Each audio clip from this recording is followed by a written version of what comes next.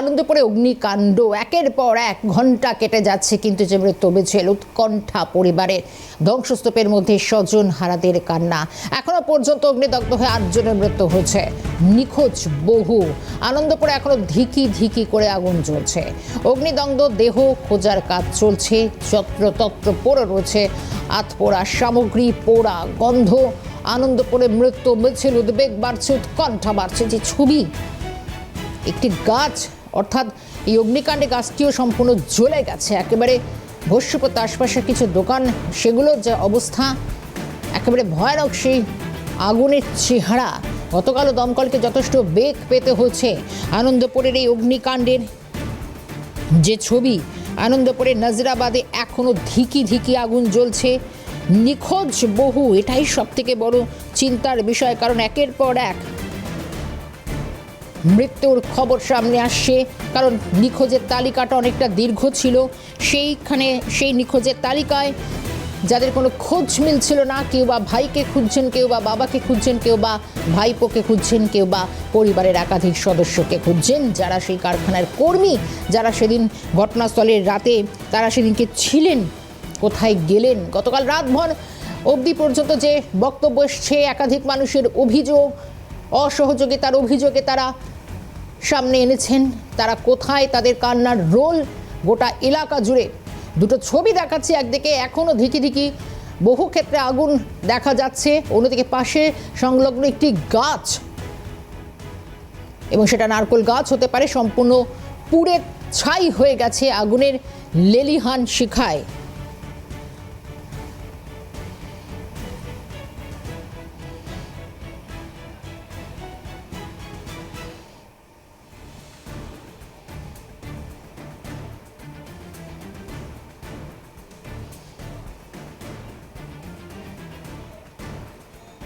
এদিকে আনন্দপুরে মর্মান্তিক এই ঘটনায় বিতর্ক সামনে। জলাভূমি ভরাট করে বেআইনিভাবে গোডাউন তৈরি, এলাকাটি জলাভূমি ছিল।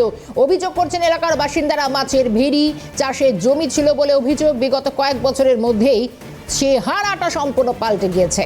ভেড়ি চাষের জমি ভরাট করে ডেকোরেটসের গোডাউন, যে গোডাউন সেটাই তৈরি করা হচ্ছে, অভিযোগ তুলছেন স্থানীয় বাসিন্দারা। আরও একবার দেখাবো দুটো ছবি, তার কারণ হচ্ছে একদিকে সে ধিকি ধিকি আগুন জ্বলছে, 24 ঘন্টা পার হয়ে গিয়েছে, তারপরেও এখনো ধিকি ধিকি আগুন। কিন্তু এই যে গোডাউনটা তৈরি করা হয়েছিল, সেখানে মাছের ভেড়ি ছিল, চাষের জমি ছিল এবং জলাভূমি ছিল, এবং রাতারাতি জমির চেহারাই বদলে গিয়েছেন। এবং সেখানকার যারা স্থানীয় বাসিন্দারা অভিযোগ করছেন যে জমির কি ছিল, সঙ্গে যারা কর্মী ছিলেন, সেখানকার কর্মী, তারা কি দেখেছিলেন, এই জমির ছবি কি ছিল, এই জমির চিত্র কি ছিল, সেটা একবার দেখাবো কি বলছেন তারা।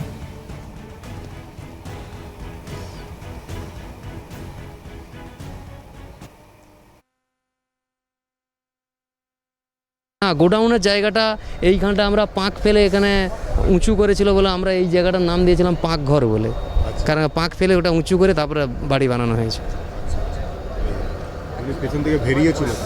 হ্যাঁ হ্যাঁ হ্যাঁ, মাছের ঘেরি এখনও আছে, এখনও আছে। এই অংশও ছিল কোন দিকে? না, এদিকটাই ছিল না, ওই যেখানটাই ছিল সেখানটাই আছে। তো পরপর ছোট হয়ে যাচ্ছে, ফেলে ফেলে ছোট হয়ে যাচ্ছে। নোংরা ক্যাজরা অবশিষ্ট অংশ ফেলে ভরে ভরে এগিয়ে যাচ্ছে সব। আমার নাম স্বপন কুমার সাউ, শ্রীরামপুর তমলুক। অভিযোগগুলো আসছে একের পর এক। আর এই অগ্নিকাণ্ডের পর একদিকে যেরকম 8 জনের মৃত্যু, আমি সরাসরি যাব একেবারে আনন্দপুর থেকে। আমাদের প্রতিনিধি মফিজুল ইসলাম এই মুহূর্তে রয়েছেন একেবারে সরাসরি স্পট থেকে। মফিজুল, জানার চেষ্টা করি, তুমি, আমাদের অন্যান্য প্রতিনিধিরাও, তোমরা প্রত্যেকেই সহকর্মীরা তোমরা ছিলে, সে ভয়াবহতা আগুনের ছবি তোমরা তুলে ধরেছো। এবার বিষয় হচ্ছে, এই জমির চিত্র নাকি আগে এটা ছিলই না, এর সম্পূর্ণ ম্যাপটাই বদলে গিয়েছে। এই 8 জনের মৃত্যুর পর অনেকগুলো বিষয় সামনে আসছে। তুমি কি জানতে পারছো, সেখানে গিয়ে ঘুরে কি দেখছো?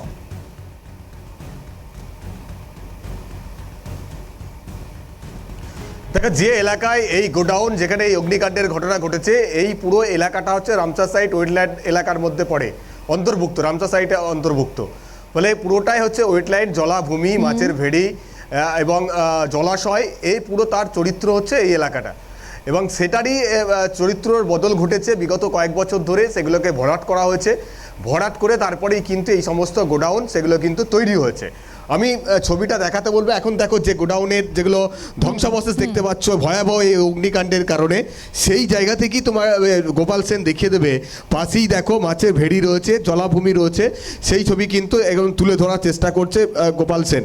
একেবারে তার সেই ভেড়ির গা বরাবর বা জলাশয়ের গা বরাবর পাঁচিল উঠে গিয়েছে এবং তারপরে কিন্তু এই ধীরে ধীরে আস্তে আস্তে এই এলাকাটাকে ভরাট করা হয়েছে এবং এটা কিন্তু খুব বেশি সময় নেয়নি।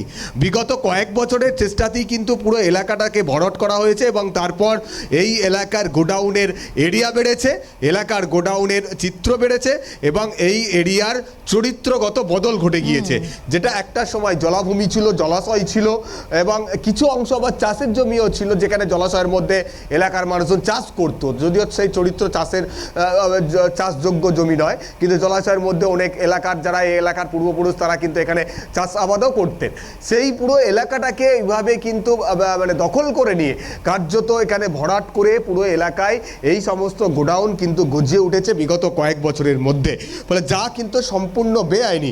প্রথমত হচ্ছে রামসার সাইটের অন্তর্ভুক্ত এরিয়া, পুরোটা এটা ওয়েটল্যান্ড এরিয়ার মধ্যে পড়ে, তার ও সেই এলাকায় এইভাবে একটা সরকারি জমি, সেটাকে এই যে মালিক গঙ্গাধর দাস তিনি লিজ নিলেন এবং লিজ নিয়ে সেটার চরিত্র বদল ঘটালেন, চরিত্র বদল ঘটিয়ে সেটাকে ভরাট করলেন, ভরাট করে তারপর তিনি তার ব্যবসা শুরু করে দিলেন। এরকম বড় এরিয়া জুড়ে প্রায় 2 একর এলাকা জুড়ে তিনি কিন্তু এই গোডাউন তৈরি করে ফেললেন।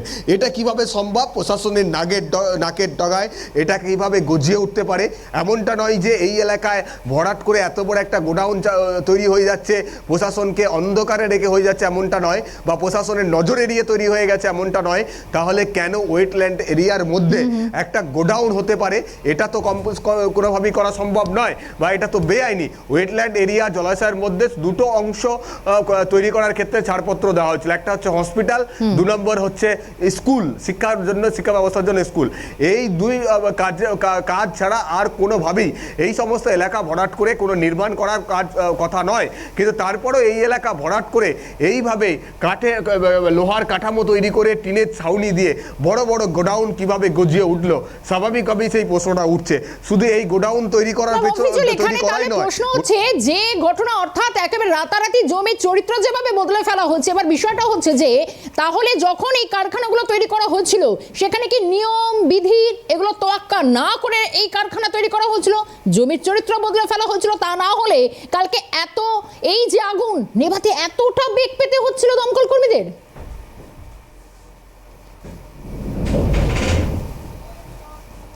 দেখো অবশ্যই ছত্রে ছত্রে বেআইনিতে ভরা এই গোডাউন তৈরি করার পেছনে যে নিয়ম দমকল মানে আইনে রয়েছে, সেই নিয়মকে কোনো তোয়াক্কাই কিন্তু করা হয়নি এই গোডাউনের তৈরি করার পেছনে। প্রথমত হচ্ছে যেখানে গোডাউন হবে সেই গোডাউনে মানুষ থাকার কথা নয়। আবার যে গোডাউনে দাহ্য বস্তু, জ্বলনশীল বস্তু মজুদ থাকে সেখানে তো একদমই কোনোভাবেই কোনো মানুষের থাকার ব্যবস্থা করা যায় না। সেটা কিন্তু এই গোডাউনে ছিল, যেখানে এই ডেকোরেটরসের একাধিক দাহ্য বস্তু সেখানে মজুদ ছিল, সেখানেই কিন্তু মানুষের থাকার ব্যবস্থা করে দেওয়া হয়েছে। গোপাল সেন দেখো একটা বিল্ডিংয়ের ছবি দেখাচ্ছে এই মুহূর্তে, এটা হচ্ছে এই গোডাউনের একটা অফিস, সেটা কিন্তু পাকা বিল্ডিং, তাদের অফিসিয়াল কাজকর্ম হয়। এখানে কিন্তু কোনো কর্মচারী বা কর্মী তাদের কোনো থাকার কোনো ব্যবস্থা কিন্তু এখানে ছিল না। এই জায়গায় হয়তো থাকতে পারতো, কারণ এটা একটা পাকাপোক্ত বাড়ি ছিল, সেক্ষেত্রে হয়তো, যদিও তাদের ফায়ার সেফটি কতটা ছিল সেটা নিয়ে প্রশ্ন রয়েছে।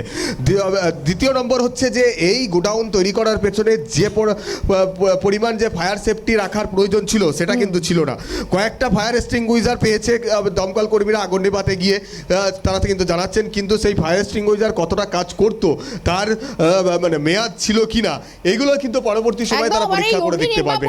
তারপর সেগুলোকে তোয়াক্কা করা হচ্ছে, একেবারে যে অভিযোগগুলো উঠে এসছে।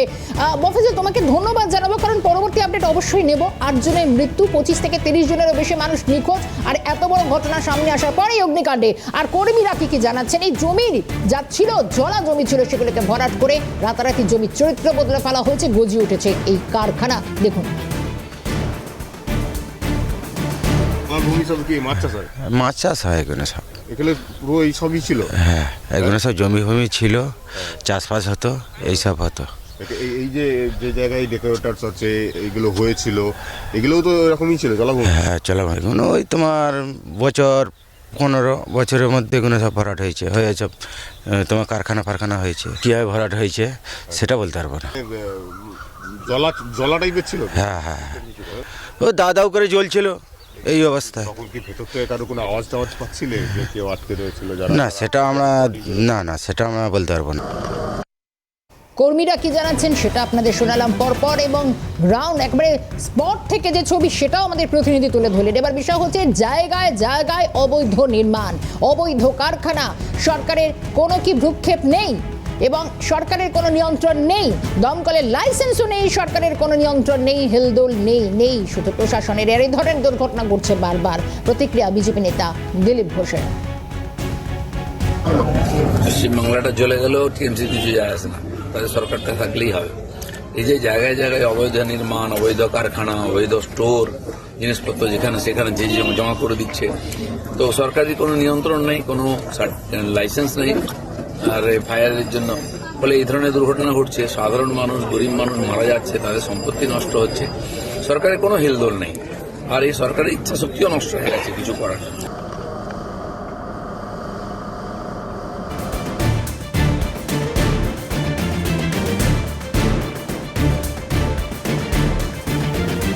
দিলীপ ঘোষের বক্তব্য শোনালাম। সিপিএম নেতা সুজন চক্রবর্তী কি বলছেন শুনবো।